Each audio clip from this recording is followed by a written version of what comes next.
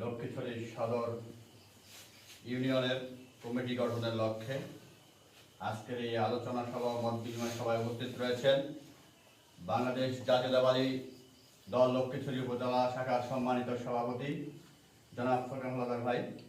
উপস্থিত রয়েছেন লক্ষ্মীছড়ি উপজেলা বিএনপির সম্মানিত সাধারণ সম্পাদক জনাব মোবারক হোসেন ভাই।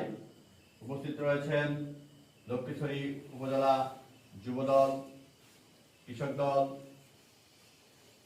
এবং শ্রমিক দল নেতৃবৃন্দ এবং আজকের সদর ইউনিয়ন শ্রমিক দলের অন্তর্ভুক্ত হতে যাচ্ছেন যারা সকল নেতৃবৃন্দ এখানে উপস্থিত রয়েছেন।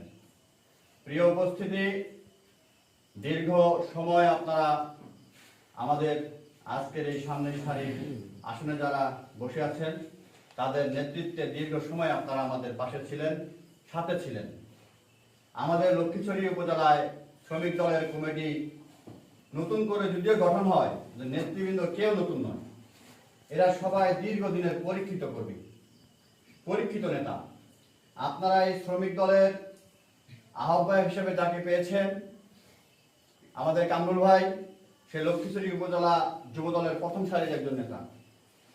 আমাদের উপজেলা বিএনপির সিনিয়র নেতৃবৃন্দদের দিক নির্দেশনায় আজকের এই শ্রমিক দল গঠনের লক্ষ্যে কামরুল ভাইকে দায়িত্ব দেওয়া হয়েছে এবং কামরুল ভাই সহ যারা আছে সহযোগী শ্রমিক দলের যারা কমিটিতে আছেন, উপজেলা কমিটিতে, তাদের নিরলস পরিশ্রম এবং পরিশ্রমের ফল আজকে ইউনিয়ন কমিটি খুব দ্রুত সময়ের মধ্যে ইউনিয়ন কমিটি করতে যাচ্ছে।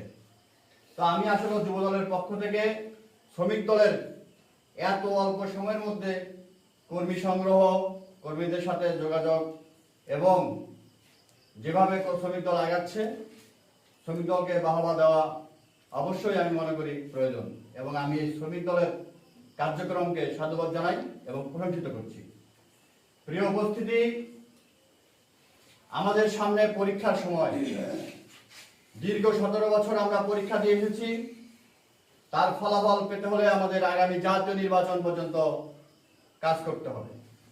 জাতীয় নির্বাচন আমাদের জননেতা জনাব অদূর ভূঁইয়ার হাতকে শক্তিশালী করতে এবং আগামীতে জাতীয় সংসদে ওনাকে এমপি হিসেবে পাঠাতে হলে আমাদের সকল অঙ্গ সহযোগী সংগঠন যারা রয়েছে বিএনপির সবাইকে কাজ করতে হবে।